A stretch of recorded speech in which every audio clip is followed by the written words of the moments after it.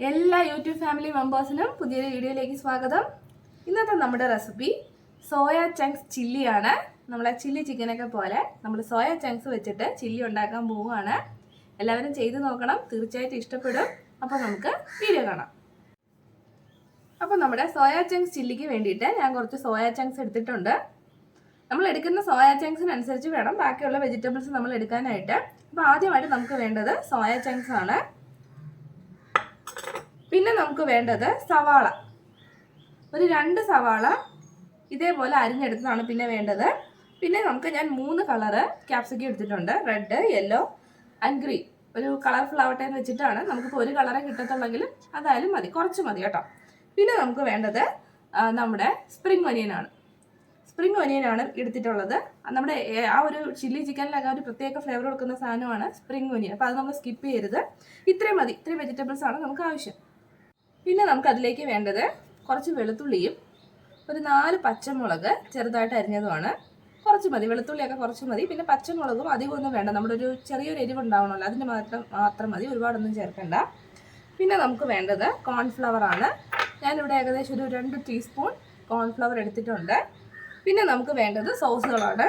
ഇത് tomato sauce, പിന്നെ ഇത് സോയാ സോസ്, പിന്നെ ഇത് നമ്മുടെ റെഡ് ചില്ലി സോസാണ്. ഇത്രയും സാധനങ്ങളാണ് നമുക്ക് മെയിനായിട്ട് നമ്മുടെ സോയ ചങ്ക്സ് ചില്ലി തയ്യാറാക്കാൻ വേണ്ടത്.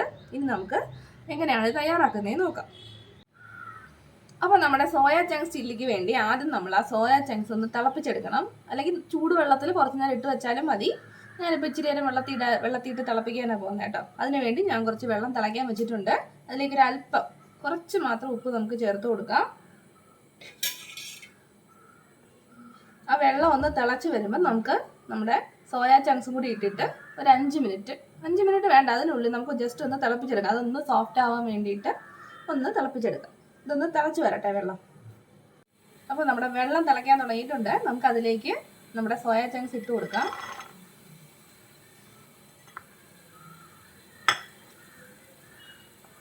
ഒരു 2-3 മിനിറ്റ് ഇതിൽ കിടന്ന് നന്നായിട്ടൊന്ന് തിളക്കട്ടെ.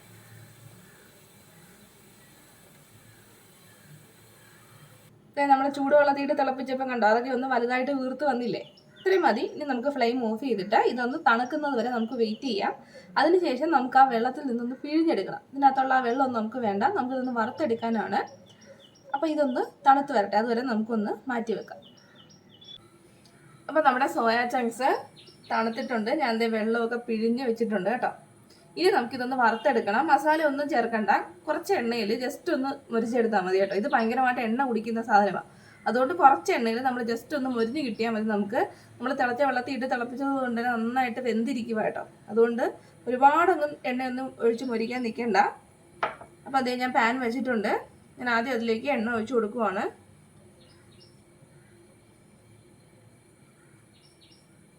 ഇത്രയും എണ്ണ മതി കേട്ടോ. ഇതിനകത്താണ് ഞാൻ വറുത്തെടുക്കാൻ പോകുന്നത്.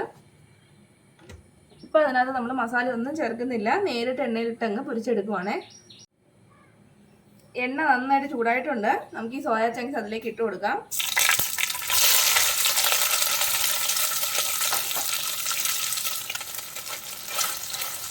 അതിൽ കിടത്ത് നന്നായിട്ടൊന്ന് മുരിഞ്ഞ് തരട്ടെ കേട്ടോ. നമ്മൾ ഓരോന്നായിട്ടൊന്നും ഇട്ട് കൊടുക്കാൻ നിൽക്കേണ്ട, ഒരുമിച്ച് കിട്ടാൽ മതി. ഞാൻ പറഞ്ഞല്ലോ, ഇത് ഭയങ്കരമായിട്ട് എണ്ണ ഒന്ന് പിടിച്ചെടുക്കുന്ന സാധനമാണ്.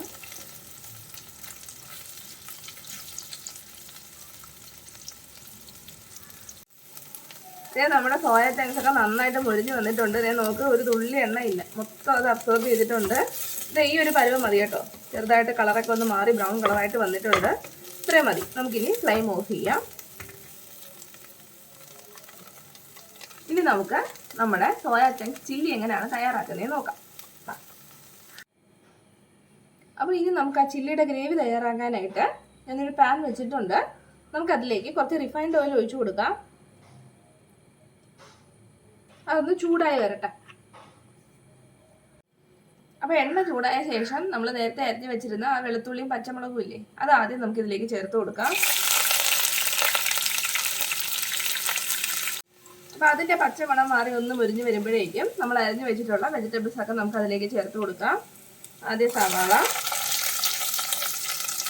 പിന്നെ നമ്മുടെ സ്പ്രിംഗ് ഒനിയൻ, കൂടെ തന്നെ നമ്മുടെ ക്യാപ്സിക്കം.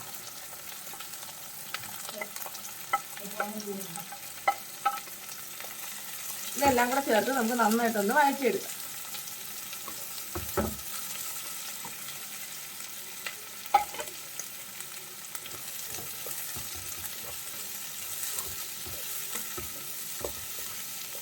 ഇതൊക്കെ ഒന്ന് വാടാൻ വേണ്ടി നമുക്കൊരു അല്പം ഉപ്പ് ചേർത്ത് കൊടുക്കാം.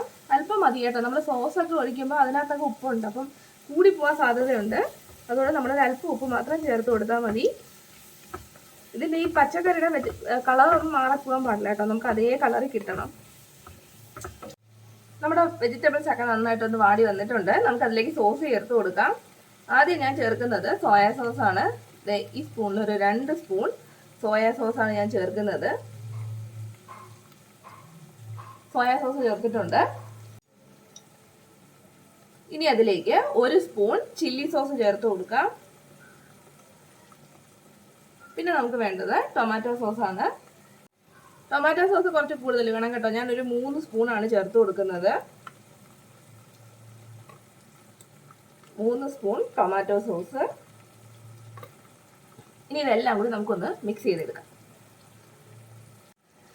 സോസ് എല്ലാം കൂടി നമുക്ക് നന്നായിട്ടൊന്ന് മിക്സ് ചെയ്തെടുക്കാം.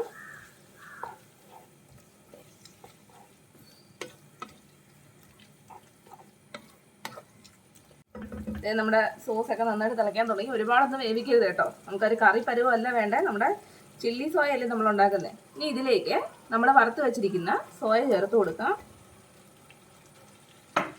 നന്നായിട്ടൊന്ന് മിക്സ് ചെയ്ത് കൊടുക്കാം കേട്ടോ.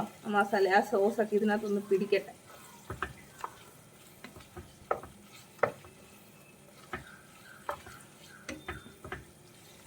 സോസൊക്കെ നന്നായിട്ട് ഇതിലേക്ക് പിടിച്ചിട്ടുണ്ട്.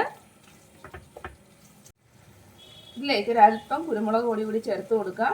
നമുക്ക് എരിവ് കൂടുതൽ വേണമെങ്കിൽ കുറച്ച് ചില്ലി സോസ് കൂടുതൽ ആഡ് ചെയ്താൽ മതി കേട്ടോ.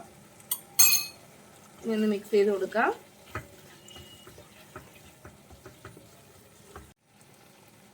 ഇനി നമ്മൾ മിക്സ് ചെയ്ത് വെച്ച കോൺഫ്ലവർ ചേർത്ത് കൊടുക്കാം.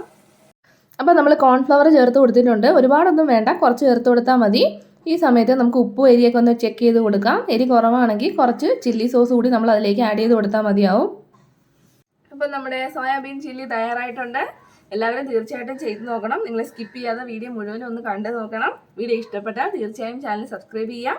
പുതിയൊരു വീഡിയോയുമായി നമുക്ക് വീണ്ടും കാണാം. അതുവരെ ബൈ ബൈ.